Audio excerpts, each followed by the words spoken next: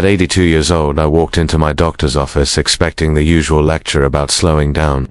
Instead, he looked at my test results, then looked at me, and said something I'll never forget. "Your cardiovascular system functions like someone in their early 50s. What are you doing that I don't know about?" When I told him about my daily ritual, he pulled out his notepad and started writing. That conversation changed how I understood aging forever. Welcome to Healthify Hub. If you're serious about taking control of your longevity and living independently for decades to come, subscribe to Healthify Hub right now and turn on notifications. We're building a community of people who refuse to let age define their capability. Now let me share what I've learned through years of trial, error, and real results. I'm going to be completely honest with you. 6 years ago, mornings were my enemy. The moment consciousness returned, so did the pain.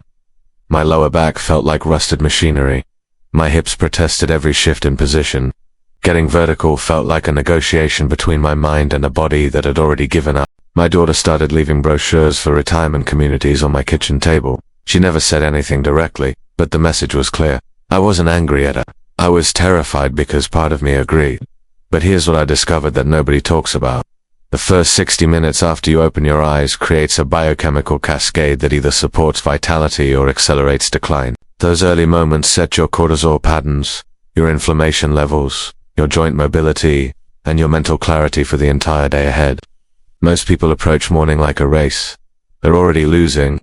They jolt awake to alarms, immediately check their phones, rush to stand, and wonder why they feel terrible. They're essentially ambushing their own nervous system before it has a chance to prepare.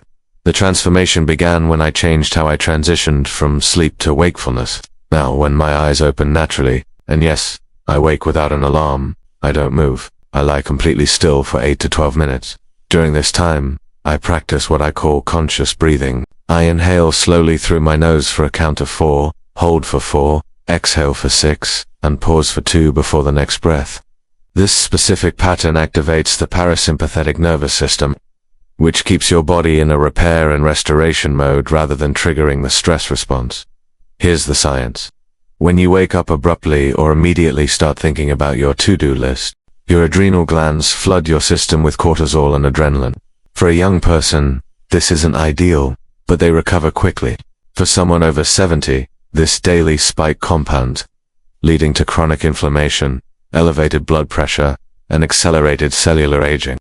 By consciously controlling my breathing and staying still, my cortisol rises gradually and naturally, exactly as it should. My heart rate stays calm, my blood pressure remains stable. I'm giving my cardiovascular system a gentle wake-up instead of a shock. After my breathing practice, I move to the edge of the bed, but I don't stand immediately. This is critical. I sit with my feet flat on the floor for a full 3 minutes, and during this time, I perform ankle circles, toe flexes, and gentle foot rocks. Why does this matter so much?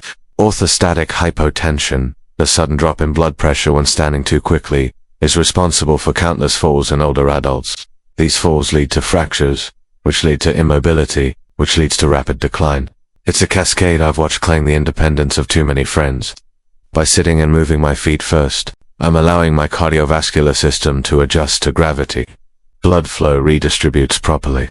My proprioception, the sense of where my body is in space, activates. When I finally stand, I'm steady, balanced, and confident. I also place my hands on my thighs and push down gently while sitting, engaging my quadriceps without standing. This wakes up the muscles that support my knees and hips, preparing them for weight bearing. Here's something fascinating that changed everything for my back pain. While you sleep, the intervertebral discs in your spine lose fluid and compress by up to 20%. That's why you're slightly taller in the morning than at night, and it's also why many people wake up with stiffness. After I stand and walk for a minute, I return to my bed and lie down again, but this time with a specific setup. I place 2 pillows under my knees so my legs are elevated and my lower back flattens against the mattress. I stay in this position for exactly 10 minutes. During this time, I visualize each vertebra in my spine separating gently, creating space for fluid to return to the discs. I know this sounds abstract, but the mind-body connection here is real. Studies on visualization and healing show measurable effects on inflammation and recovery. What I've noticed over the years is remarkable. That morning's stiffness I used to battle for hours, I'd completely gone within 20 minutes of waking up. I stand fully upright without the hunched posture that so many people my age develop. My spine feels lubricated and flexible, not brittle and compressed. Let me talk about something nobody wants to discuss, but everyone needs to hear: bathroom habits and their impact on long-term health. For decades, I sat incorrectly without realizing the damage I was causing. Most men lean forward when urinating or during bowel movements, creating chronic pressure on the pelvic floor, the prostate, and the lower abdominal muscles.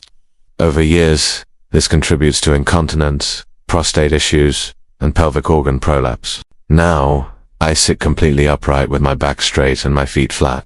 For bowel movements, I use a small footstool that elevates my knees slightly above my hips, which aligns the colon properly and eliminates straining.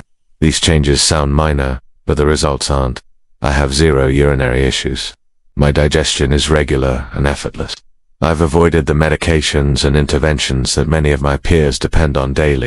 Before I consume anything, water, coffee, or food, I perform a 5-minute abdominal massage. I lie on my back with my knees bent and use both hands to make clockwise circles around my navel, gradually increasing pressure. This technique, rooted in traditional medicine practices, stimulates the vagus nerve, which controls digestion. It increases blood flow to the intestines, promotes peristalsis, the wave-like muscle contractions that move food through your system, and reduces bloating.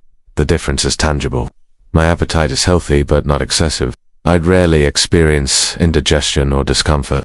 My bowel movements are predictable and complete. For someone my age, this regularity is not just convenient. It's essential for preventing more serious gastrointestinal problems.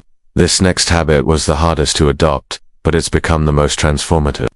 Every single morning, regardless of whether I step outside barefoot and stand still for 7 to 10 minutes. In Vermont winters, this means standing in snow. Yes, really. Before you think I'm reckless, understand that I built up to this gradually over many months, starting with just 30 seconds in cool weather. Cold exposure, when done progressively and safely, creates profound adaptations in your body. The cold triggers vasoconstriction. Your blood vessels tighten to preserve core temperature. When you come back inside and warm up, they dilate, creating a pumping effect that improves circulation throughout your entire body, especially to your extremities. This is why my hands and feet, which used to be cold and numb, now stay warm throughout the day.